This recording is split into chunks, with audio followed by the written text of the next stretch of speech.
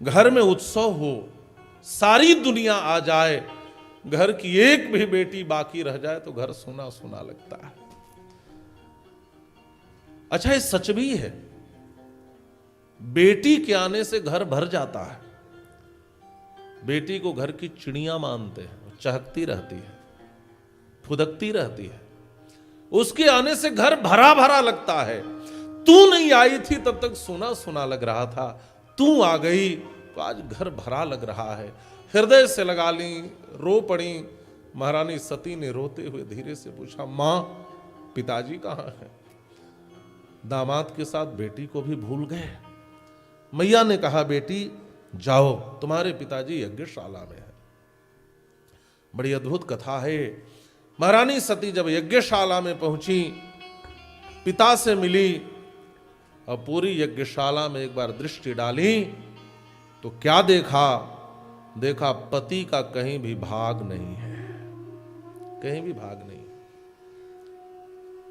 सभी देवताओं के लिए वेदियां निर्धारित हैं, इंद्र के लिए, चंद्र के लिए, वरुण के लिए, कुबेर के लिए, सबके लिए, लेकिन मेरे पति का स्थान कहीं नहीं है। शिव पुराणकार कहते हैं, एक स्त्री हर चीज सह सकती है लेकिन अपने पति का अपमान नहीं सह सकती। ध्यान से सुनना, भारतीय संस्कृति में पलित स्त्री, सनातन धर्म में संपोषित स्त्री कभी भी अपने पति का अपमान नहीं सह सकती, और अपमान करने वाला अपना बाप ही क्यों न हो। जब पति और पिता दोनों की बात आती है तो भारतीय संस्कृति में पली बढ़ी स्त्रियां अपने पति के सम्मान को चुनती हैं। महारानी सती ने कहा,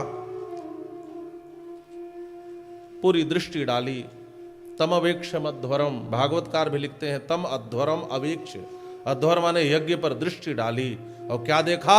अरुद्र भागम तम अवेक्ष मध्वरम, कहीं भी मेरे पति का भाग नहीं है। क्रोधाग्नि धड़कने लगी और संबोधित करके कहा, अरे दक्ष, तुम मेरा पिता कहलाने के योग्य नहीं है। अरे मूर्ख, तू मेरे पति का अपमान करता है। मैं समझ गई मेरे भीतर, मेरी बुद्धि में जो दोष आता है यह तुम्हारे संस्कार के कारण आता है, क्योंकि तेरे भीतर दोष है और तेरे दोष के कारण तेरी बेटी होने के नाते मेरे भीतर भी दोष आता है। अब तेरे द्वारा दिए गए शरीर को लेकर मैं अपने पति के पास जा ही नहीं सकती हूं। मैं वापस जाऊंगी और मेरे पति कहेंगे, हे दाक्षायणी, हे दक्ष पुत्री, आओ मेरे पास, तो मैं यह शब्द सुन नहीं पाऊंगी कि मैं इस दक्ष की बेटी कैसे हो सकती हूं जिस दक्ष ने मेरे पति का इतना बड़ा अपमान किया है। यह कहते हुए महारानी सती ने योगाग्नि को आहूत किया है। सद्यः प्रज्ज्वाल समाधि जाग्निना, योगाग्नि को प्रकट किया और पूरी यज्ञशाला में देखते देखते अपने शरीर को योगाग्नि में जलाने लगी। धू धू करके उनका शरीर जलने लगा, हाहाकार मच गया। मानसकार भी शब्द चित्र किया। अस कहीं जोग अग्नि तनु जारा, अस कहीं जोग अग्नि तनु जारा, भयो सकल मख भयहु सकल मख आहाकारा, अस कहीं योग अग्नि तनु जारा, अस कहीं योग अग्नि तनु जारा, भयो सकल मख आहारा, भयहु सकल मख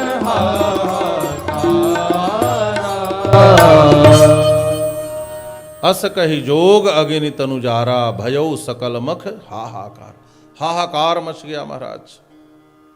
महारानी सती ने अपने शरीर को जला दिया। आज भी कोई स्त्री समाज में पति के लिए जलती है तो आज भी उस स्त्री को सती ही कहा जाता है। कहते हैं ना कि वो सती हो गई। अपने पति के सम्मान में जो स्त्री अपने को जला दे, आज भी समाज में उसको सती ही कहते हैं। अपने पति के सम्मान के लिए जल गई। जो रुद्रगण साथ में आए थे, महारानी सती को जलते देखा, रोने लगे। इतने भावुक हो गए कि शिव पुराण में लिखा है रुद्रगणों ने स्वयं अपना सिर ही काट दिया। अपने सिर को काट के वहीं गिर गए कि हम सूचना लेकर जाएंगे कैसे। हमारी आराध्या, हमारी स्वामिनी तो जल गई। कुछ गण रोते हुए, भागते हुए, छाती पीटते हुए पहुंचे और पहुंचकर रोने लगे, बोल ही ना पाए। भगवान शिव ने पूछा, बताओ क्या हुआ? रुद्रगणों ने रोते हुए पूरी घटना बता दी। महाराज, महारानी ने तो अपने शरीर को योगाग्नि में भस्म कर दिया। आपके अपमान को सह नहीं पाई और अपने जीवन को नष्ट कर दिया। महाराज, इतना प्रेम भगवान शिव महारानी सती से करते थे कि आगे भी कथा आएगी। वर्षों वर्षों तक सती के वियोग में रोते फिर रहे थे। यह प्रेम है। इतना प्रेम किया। महारानी सती जल गई है सुना तो क्रोधाग्नि धधक उठी। खड़े हो गए, अपनी जटा के एक बाल को खींचा है, अतिशय क्रोध में एक पर्वत के ऊपर पटका। वह पर्वत 2 भागों में विदीर्ण हो गया। उसके भीतर से एक विराट पुरुष प्रकट हुआ। नाम था वीरभद्र।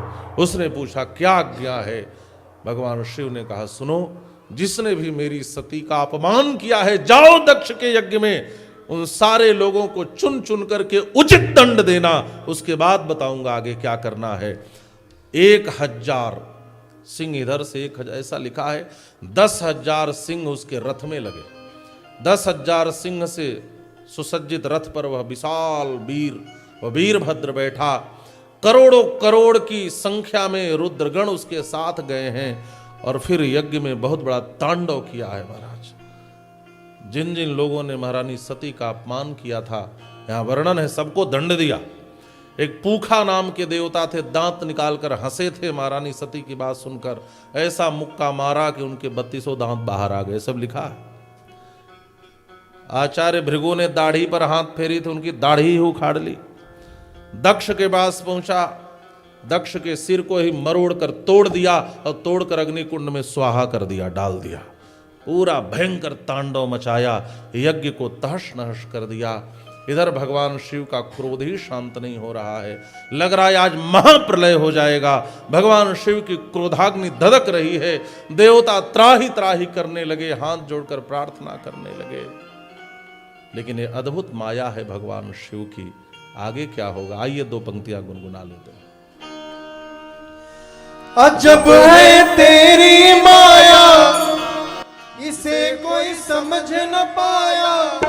गजब का खेल रचाया, सबसे बड़ा है तेरा नाम। भोलेनाथ भोलेनाथ भोलेनाथ भोलेनाथ भोलेनाथ भोलेनाथ। अजब है तेरी माया, इसे कोई समझ न पाया। गजब का खेल रचाया, सबसे बड़ा है तेरा नाम। भोलेनाथ भोलेनाथ भोलेनाथ भोलेनाथ भोलेनाथ भोलेनाथ।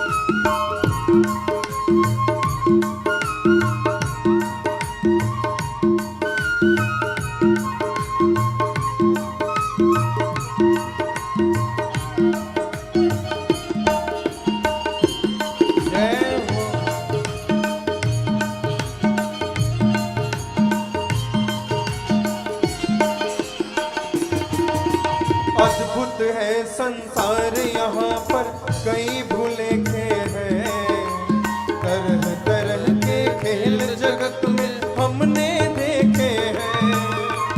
अद्भुत है संसार यहाँ पर कई भूलेखे हैं। तरह तरह के खेल जगत में हमने देखे हैं। तू है भाग्य विधाता तेरे लिख सुलेखे हैं। तू लिखने वाला है ये सब तेरे लेखे हैं। तू है भाग्य विधाता तेरे लेख सुलेखे हैं। तू लिखने वाला है ये सब तेरे लेखे हैं। अजब है तेरी माया इसे कोई समझ न पाया। गजब का खेल रचाया सबसे बड़ा है तेरा नाम। भोलेनाथ भोलेनाथ भोलेनाथ भोलेनाथ भोलेनाथ भोलेनाथ।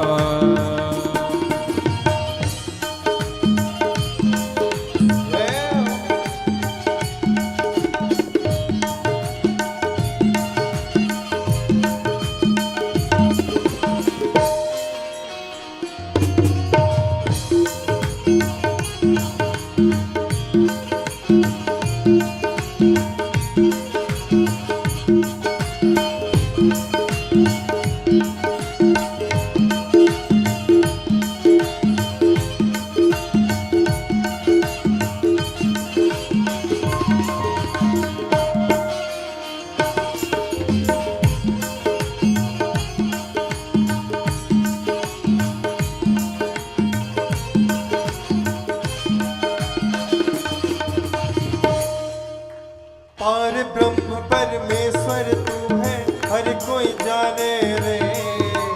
अब तेरे बालक है क्या अपने बेगाने रे। पार ब्रह्म परमेश्वर तू है हर कोई माने रे। सब तेरे बालक है क्या अपने बेगाने रे।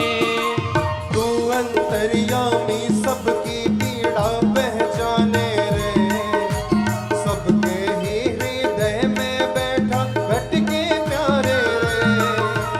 तू अंतर्यामी सबकी पीड़ा पहचाने रे।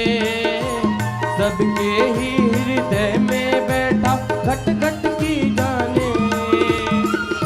अजब है ते और शिव पुराण की कथा में लाली का जन्मोत्सव मनाया जाता है। पार्वती जी का जन्मोत्सव मनाया जाएगा।